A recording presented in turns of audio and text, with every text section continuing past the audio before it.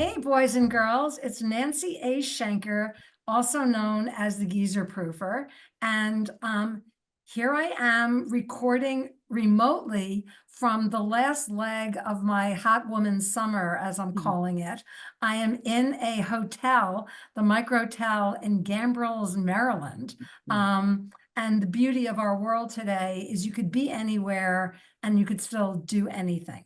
So yes, I'm a midlife digital nomad, which is a good lead-in to what it means to be a beezer rather than a geezer. A beezer is someone who be in the moment, be relevant, be curious, whereas a geezer at any age is somebody who is just stuck.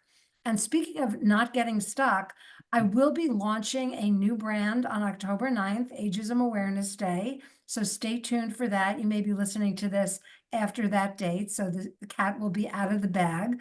But today, I am thrilled to have today's guest because I have been a movie fanatic my entire life. When I was 10 years old, I took every book out of the East Hampton Public Library about the movie business. I thought about going into the industry when I was younger.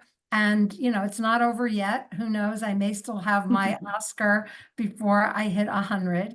But I am so grateful today to have a woman who is going for that Oscar before she hits 100, Melissa Davey, who I met, I think, initially on LinkedIn just through the aging community. And I hate to even say those words, but yeah, we're women of a certain age.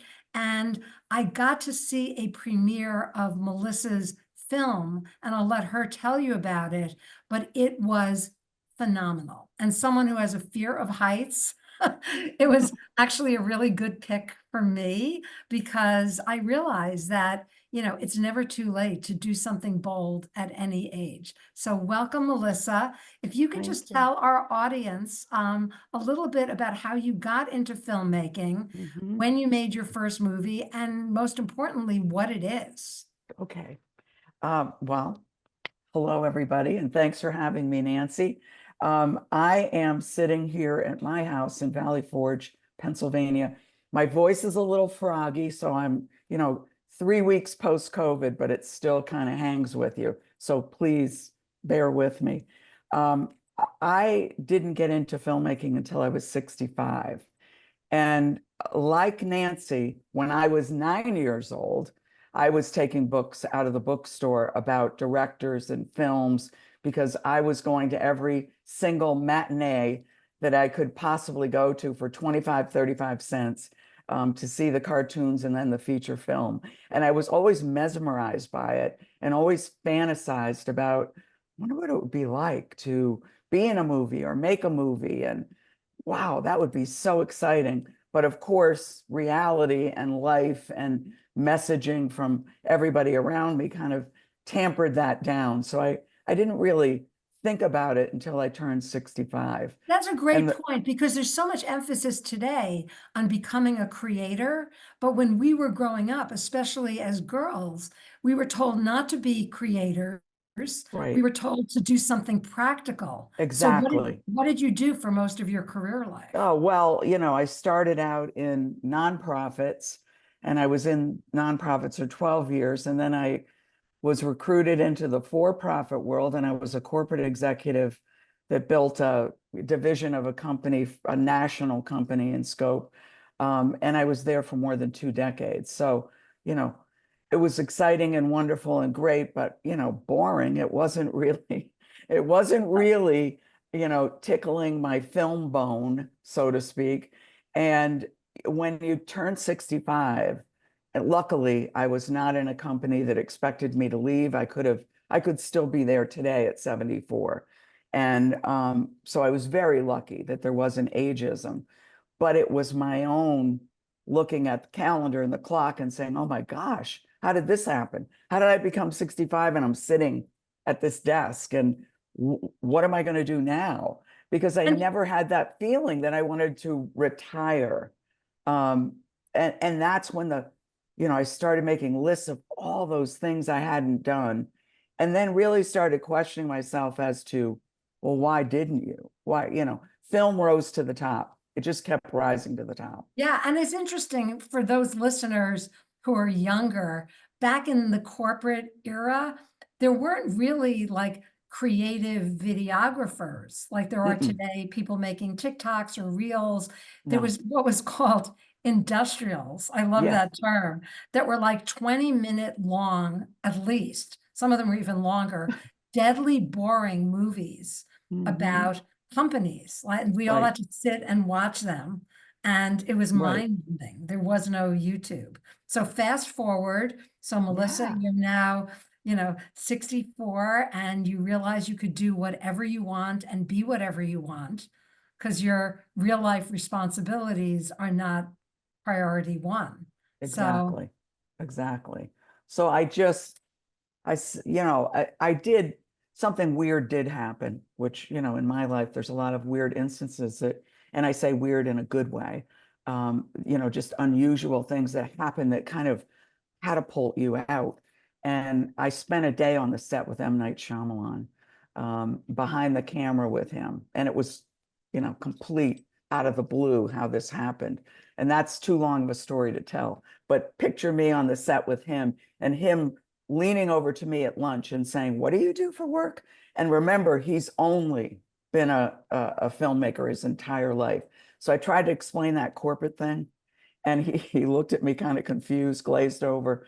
And he said, "Well, what do you really want to do?" And I said, "Oh, that's easy. I want your job." And he said, "Oh, you better hurry up."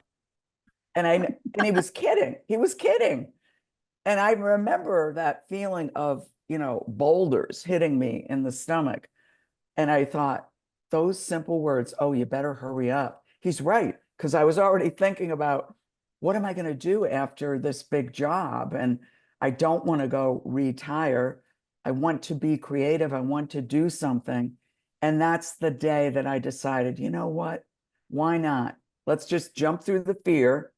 And there was a lot of it, and see what I can do with this. So I did. I gave a year's notice because I was being very practical. I knew that I still needed to mentor somebody to take over the division that I had built, but I also needed that time to figure out what kind of a film am I going to do? Who do I need to surround myself with? And, get it started before I walked out the door. So that was one way of dealing with the fear of jumping into something that I had absolutely no experience in, and really unsure as to whether or not I could do it. so speaking cinematographically, there is no such word, but like in the old movies where you had like the pages flying off the calendar. So let's like envision the pages flying, They're flying. and you ended up making this amazing film about Yeah. overcoming fear, which Yeah. is like just so tied into everything we're talking about. Right. Now, So, in the first film, the first film was called Beyond 60, and that's about 9 women over the age of 60. all right. And that when I went out, that I left work and I had a production company in Philadelphia that was helping me, teaching me the ropes about the cameras, lights, sound, all of those things that I didn't know. And that film, that was like my like my thesis. I was trying to figure out, can I even do this and will it pass? Will I get an Right. A or a B or I whatever? call it your training wheels. Like you were learning to Exactly. ride the bike and somebody was running behind you, keeping you from flying off. And, were there times when you thought, I'm going to give up? I'm no good at this. Like this is No, no, it was such a refreshing challenge cool. that, every time, I mean, when you're 65, you have a lot of experience under your belt. Right. So, and I had already built lots of things for big customers and insurance carriers and whatnot. So I knew what I was good at and I knew what I didn't know. And I wasn't afraid to say that, where when I was younger, I probably wouldn't have admitted what I didn't know. And I would have tried to cover it up. And that causes all kinds of anxiety within any individual. So I knew what I needed to do. And each time I hit a roadblock, I just asked for help. And it came together, and the film did well in the film festival circuit, and it's been streaming for the last 3 years on most channels. So that was my, it just solidified the fact that yes, you can become a creative You probably have it inside of you. Who knows it? Maybe it's painting or playing an instrument or gardening or doing something that you've never done before that's creative.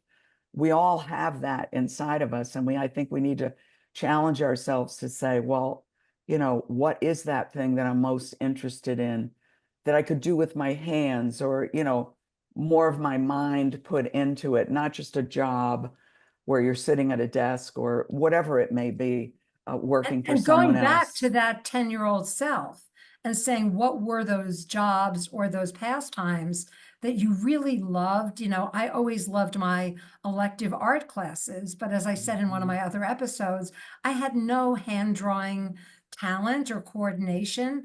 But Yeah, now that there is tech-powered yeah, creative, I could take what's in my head and put it onto a screen. that's So right. the technology evolution has actually enabled some of us to become even more creative. It hasn't Right. stilted creativity, it's become an enabler.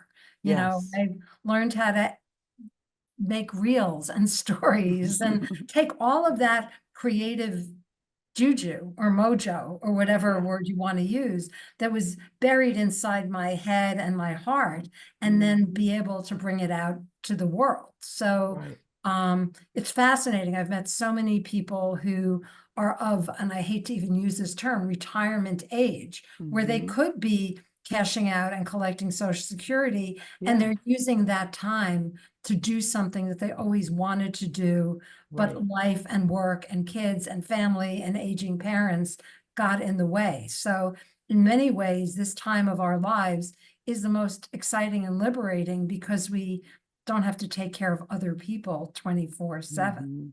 I agree with that. And I also, when looking back at, all the years that I worked most of my life, and they were big jobs, responsible jobs. And I can look at it now, and I always say I felt like I was on a fast train. Like I was Yeah. on this train and I was going, and the calendar was flipping by, but I didn't even notice it.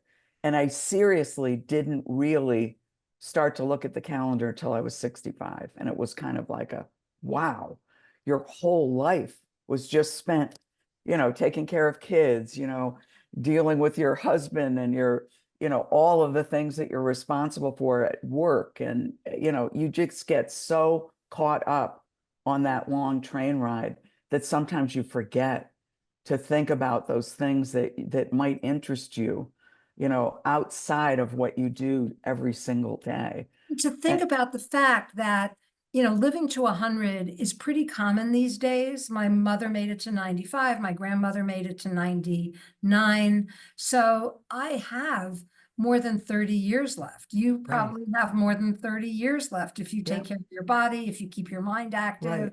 And so that's an entire lifetime. So you get like a do-over career that, Mhm. yeah, then you look back and you go, oh man, why did I stay so long doing that? Exactly. But you can't dwell on it. You have to Yeah. instead look at the next 30 and say, what am I going to do with those years? Right. So that is a really good segue into the second film you made, Yep. which is So called, drum roll. climbing into life. And I decided, after the success of the first film, that, I'm going to take this a step farther. And this time I will not only direct it, but I'll produce it. I won't go out and hire a production company to do all the back end work. I'll figure out how to do that myself, which I learned from them, quite frankly. And they were, these, talk about intergenerational. These were, 28 to 32-year-old men who were working with me, on developing the film. And I learned so much from them. And they learned a lot about older women, and have, praised older women in their discussions with me. And so climbing into life is like, now it's really my baby because I did everything. It's not a perfect film, but it's a wonderful film. And it's once again a story about an older woman who, at a late point in her life, decides she wants more than what she's doing right now. And not an athlete, this woman becomes the oldest woman to climb El Capitan in Yosemite National Park. And her son, if you've if anybody watching this, listening, has seen the film Free Solo, her son is Alex Honnold, and he's Free Solo. He's the guy who climbed El Capitan, no ropes, just his shorts, t-shirt, sneakers. That's it. But And that's if you another ever, great intergenerational lesson of how absolutely, an older person can be inspired by her much younger child to yes, do something that otherwise she wouldn't have thought about. And never, my daughters are always giving me suggestions and inspiration of things that I should try. And, yes, we all need to listen better to each other because we have so much to learn from exactly. other generations. Right. And she, Deirdre Wolownick is her name, the woman in the film.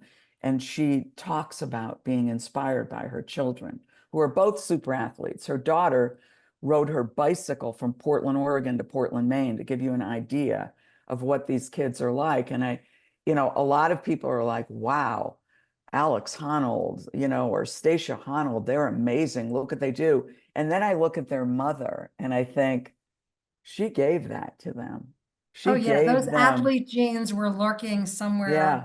And she didn't inside. know. She didn't know she had the athlete gene. She was always an academic, multilingual. She's a writer, published writer. She plays several instruments. She's a painter, oil art. She's amazing. And she was a professor for many, many years.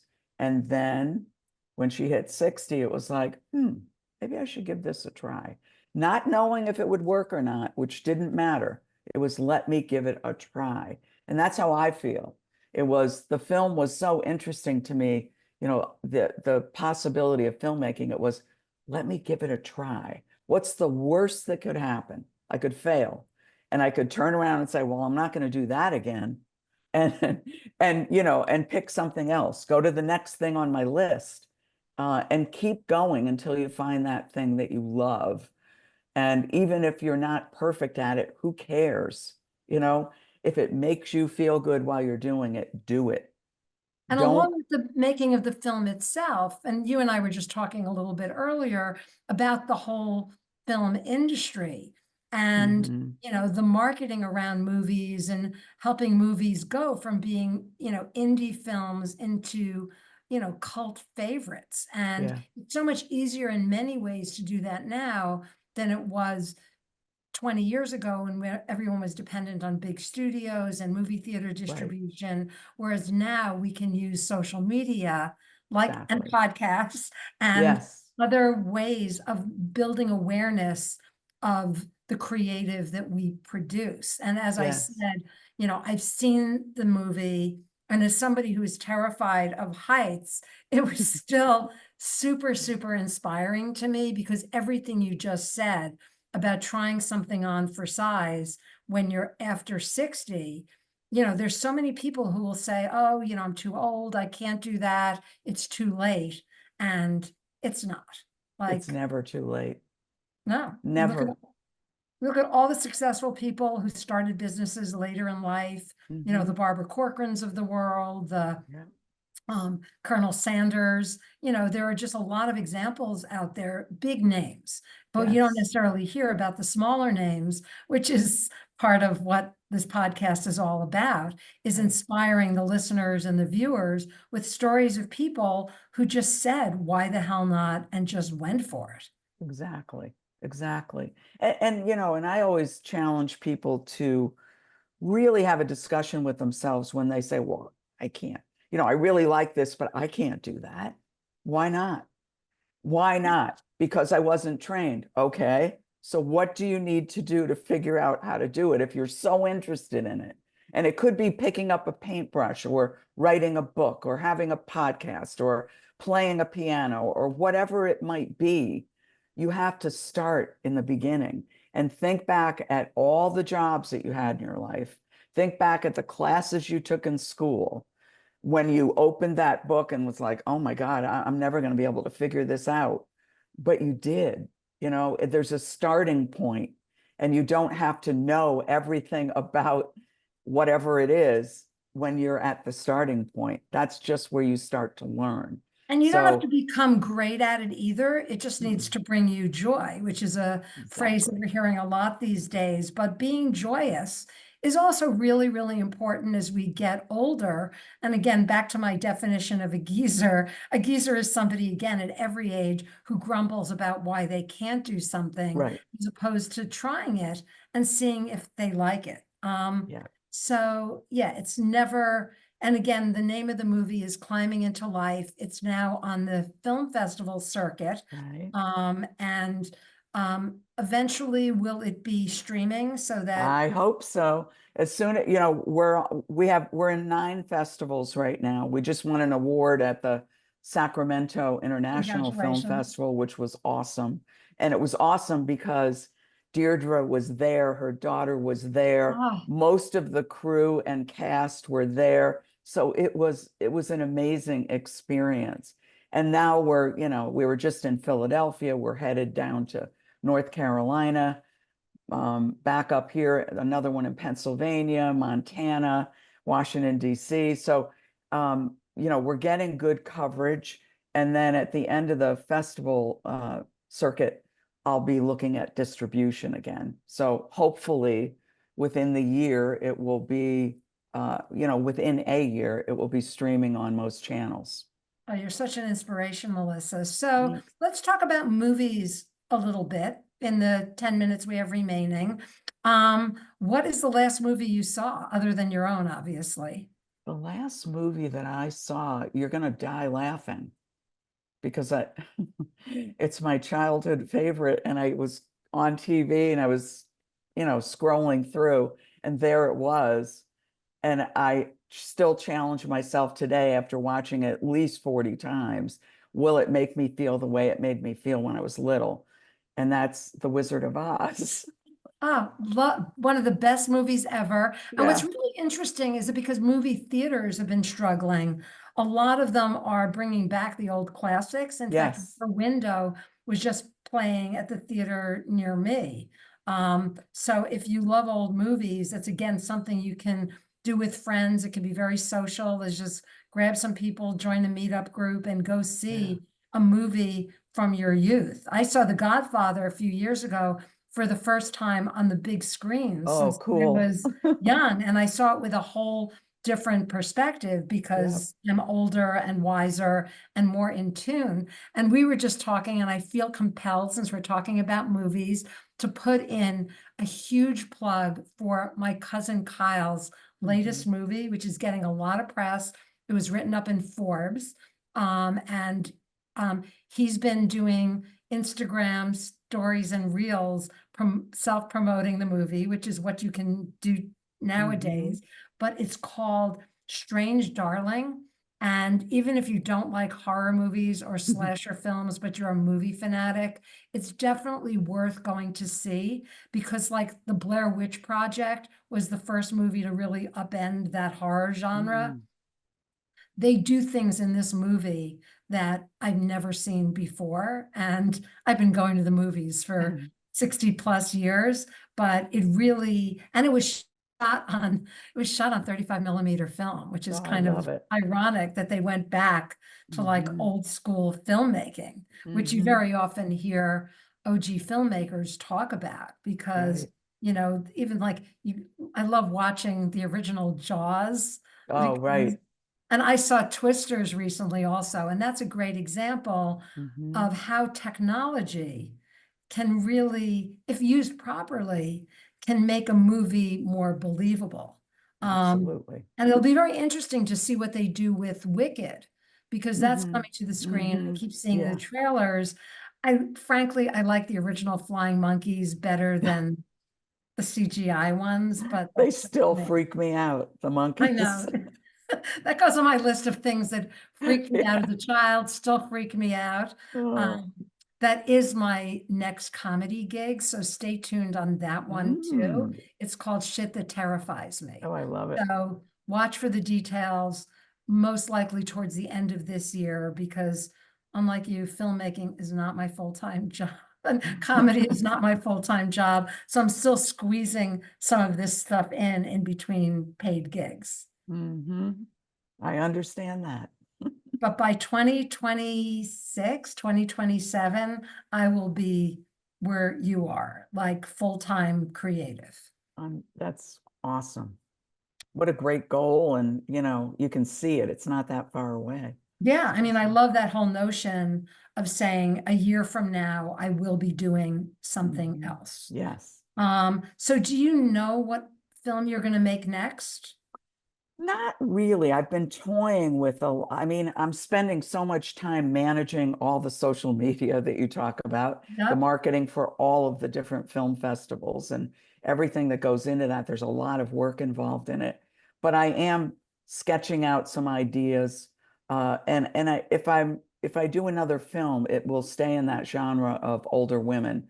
But I'm also really playing with a screenplay in my head, and maybe not do a documentary, but you know, an Well, interesting I, story that has I have an a, older woman as the protagonist. Yeah. yeah, I have a concept for you. So let's talk Oh, we should offline. talk. Yeah. I get a Yeah. vicarious thrill of somebody else Absolutely. making the movie that's in my head, because Yeah. it's always kind of been my role. I was the director and the screenwriter and the prop master, but it was never like, you know, I wrote a play and somebody else produced it, but I like the storytelling aspect. But as far Right. as, although that, we were just talking about social media, that's something that we all need to get used to, is we are part of the brand, we Yeah. as humans. So it took a really, really long time before I was comfortable turning that camera around and shooting the selfie videos. Hmm. And then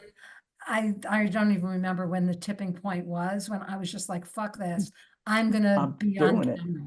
I will be the star. I'm the Yeah. storyteller, I'm the director, but I'm gonna just jump on that video stage and do what I need to do to market myself. So And don't you think a lot of that is societal, that women, young girls and women, were always told to kind of be in the background and quiet and polite?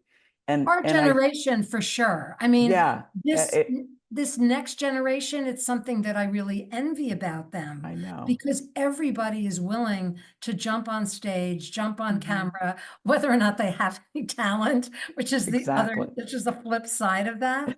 But, having those balls and having that confidence to say, I could be a star, you know, Hmm. and some of the people who have gotten fame and fortune, you're like, well, their only talent is uttering a phrase or shooting some weird selfie video. But hey, I've got to hand it to them. If you can make six figures being Right. It's amazing. star in It your own amazes life, me. like, go for it. Just have a plan B. It's like sports figures were in our era, that, they didn't necessarily plan for life after That's athletics. yeah, So if you're going to pursue a career as an influencer or a TikTok star, just like have another skill. This is the mother agree. and grandmother and me coming out. You have to do something else, honey, because you may not always be as hot as you are today. Yeah, good Or you'll point. be hot in a different way, Yes, as absolutely. I like to say. Absolutely. All right. Well, I'm definitely going to be watching your progression, and hopefully you'll be coming to a film festival near me so I could see it I again. hope so. Definitely Yeah. worth watching more than once as an inspiration, or on those days when you're feeling down or you're feeling old, for men and women. Just Hmm. that movie is just so inspiring in terms Thank of you. what you could really do. And, you know, for those of you who have not heard of El Capitan, Google it. It is It's basically, big. it's a big vertical climb. Hmm. It's Is ain't your, 3,200 feet, 3,200 feet straight up. oh yeah, yeah. It's when I look at pictures of it, I hyperventilate. I'm Hmm. not a heights person, but yeah, but it has inspired me to do and to redo things from my youth, Yeah. because I just keep thinking of that image of her getting to the top, not once, but didn't she do it twice? Hmm. You did. Celebrate her 70th birthday? That's right.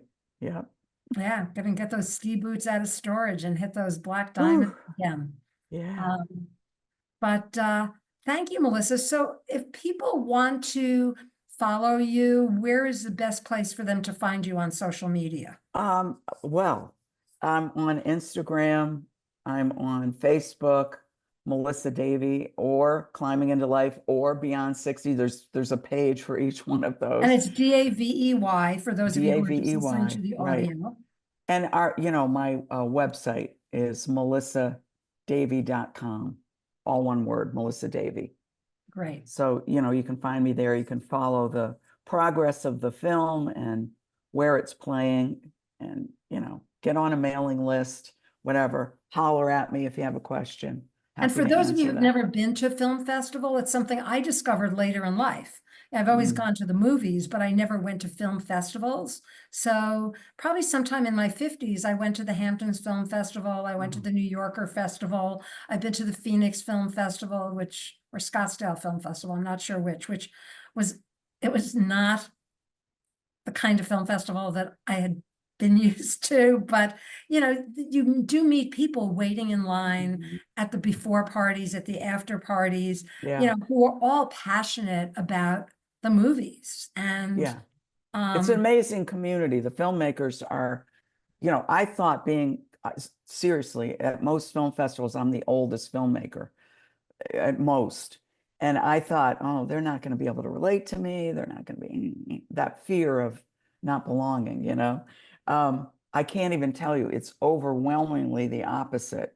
I'm still hearing from people that I met in Sacramento or this past weekend in Philadelphia, filmmakers from all over. Oh, we can't wait to see your film again. We're da da da da. They're just so supportive of one another. And something Uh, you did, which was kind of genius, is even if somebody isn't into hearing about older people, the fact that she's the mother of the free solo guy, like that in and of itself is like a yeah, good connection because yes, it's like a mother-son story, a mother-daughter story. yes, And I think everybody can relate to that, right. especially as we live to close to 100 and our adult kids are still very much in our lives and our grandchildren. So the whole Mhm. intergenerational thing is huge and super, super important. And Yeah. we've become, again, not to get political, but at the DNC, it was such a brilliant example of generations working together to achieve a Yeah. common goal, like really working together. Yeah. Um, It's and nice to see. if you looked at the age range, it was, and of the participants, it really was a true inspiration. Yeah. Because It gives you a lot of hope for the future to yeah, see the generations working together toward a common goal. exactly. And treating each other with Yeah. respect and Yeah. not making sweeping statements about Yeah. Gen Z or boomers. It was a beautiful thing. So Yeah. on that happy note, Mhm. you can find all of my episodes on YouTube, on wherever you listen to your podcasts, Spotify, Apple. It is the Geezer Proofer. Although, as I intimated, that name is changing, but you'll still be able to Mhm. find me pretty easily, thanks to the miracles of SEO and search engine optimization.